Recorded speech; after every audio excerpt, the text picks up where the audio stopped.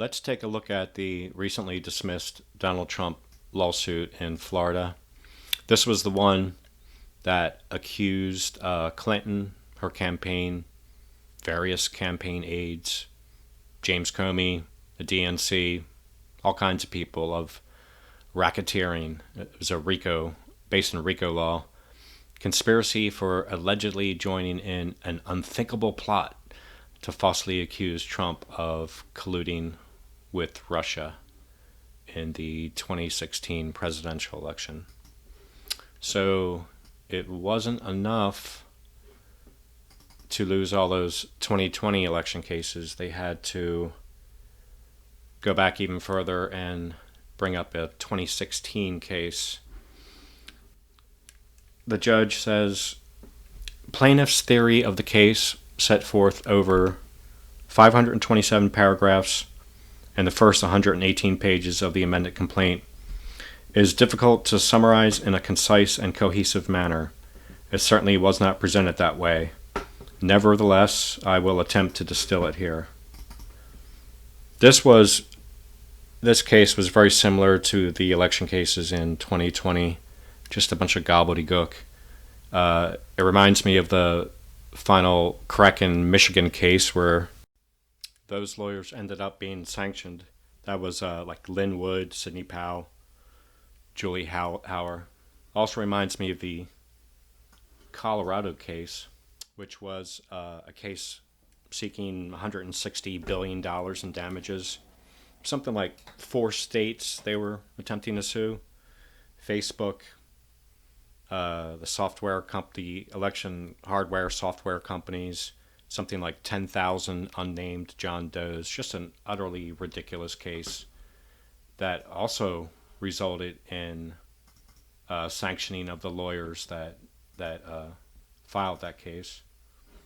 Just take a look at what the judge had to say about that case in Colorado. I use the words vast conspiracy purposefully. The complaint is one enormous conspiracy theory. In short, this was no slip and fall at the local grocery store.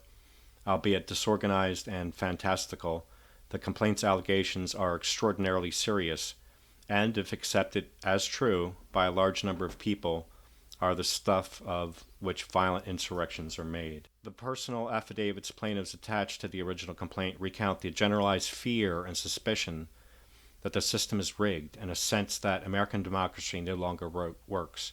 That's what all these suits are about. It's just about generally instilling in the public, or attempting to instill in the public, a sense of fear that there's something secretly going on behind the scenes and you can't trust anything, and new laws need to be made to deal with the things that we can't see.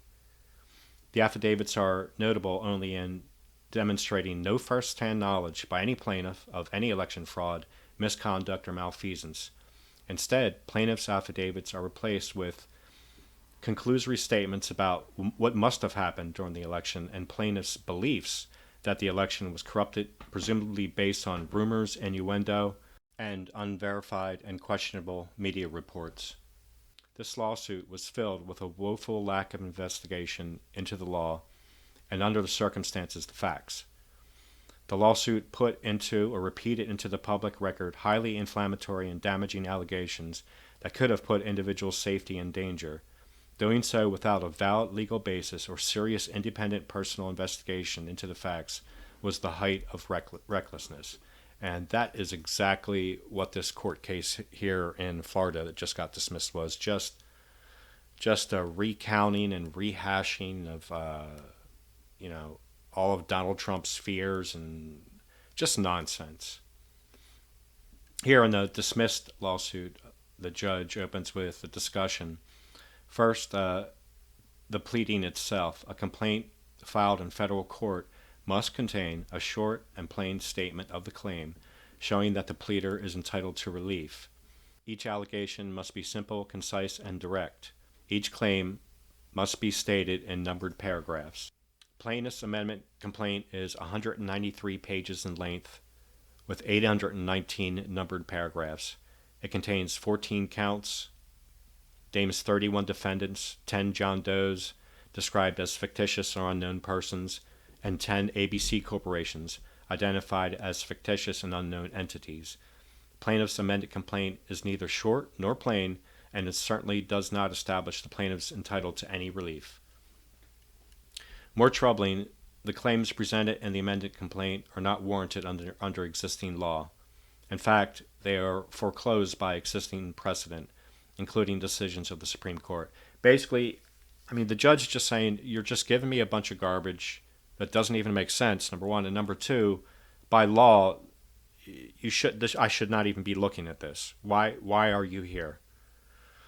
Not only does plaintiff lack standing to complain about an alleged scheme to defraud the news media, but his lawyers ignore the Supreme Court's holding that the federal wire fraud statute prohibits only deceptive schemes to deprive the victim of money or property. Many of the amended complaint's characterizations of events are implausible because they lack any specific allegation which might provide factual support for the conclusions reached.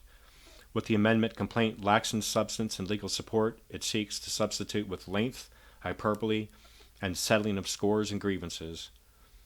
Plaintiff has annotated the amended complaint with 293 footnotes containing references to various public reports and findings. It is expected that they will be presented in good faith and with evidentiary support. Unfortunately, that is not the case here. In the pleading, the judge characterizes this as a shotgun pleading. As I have already alluded, plaintiff's pleading contains glaring structural deficiencies. Such pleadings waste judicial resources and are an unacceptable form of establishment of claim for relief, just like all the 2020 election schemes. Just utter nonsense. To say the plaintiff's 193-page, 819-paragraph amended complaint is excessive in length would be putting things mildly. And to make matters worse, the amended complaint commits the mortal sin of incorporating by reference into every count all the general allegations and all the allegations of the preceding counts. Such a format hopelessly complicates any effort to untangle what facts apply to which claims or defendants. Each count is replete with factual allegations that could not possibly be material to the specific count, and any allegations that are material are buried beneath innumerable pages of rambling irrelevancies.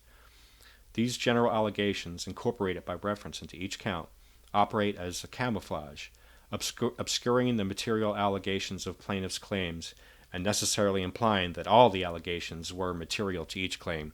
This is the Trump tactic. Just keep throwing shit against the wall, and people will get so confused about whatever point it was you were trying to make, you're already on to the next allegation, and the next, and the next, and it just does not stop. This is the legal form of that. This is what it looks like in court. It's just utter garbage. Finally, a note about amendment. Plaintiff requested that in the event I find the complaint inadequate in any respect, I grant him leave to amend pursuant to... The judge is saying that he's been asked, if there's something wrong here, give it back to us and we'll fix this amendment. It is true under rule, whatever it is, court should freely give leave when justice so requires. But a district court need not allow amendment where amendment would be futile. Amendment complaint, it is not simply that I find the amended complaint inadequate in any respect.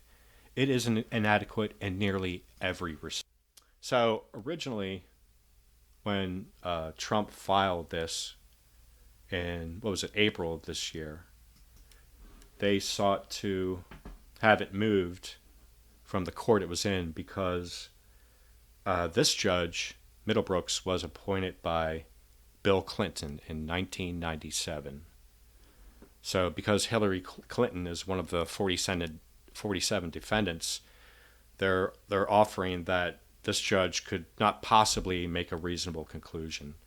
What they offered instead, if we take a look at their original filing, was they wanted this case to be heard in St. Lucie. Who do you think the judge is in St. Lucie? Judge Patton, the judge currently hearing the Mar-a-Lago search case, the judge that Donald Trump himself appointed in 2020.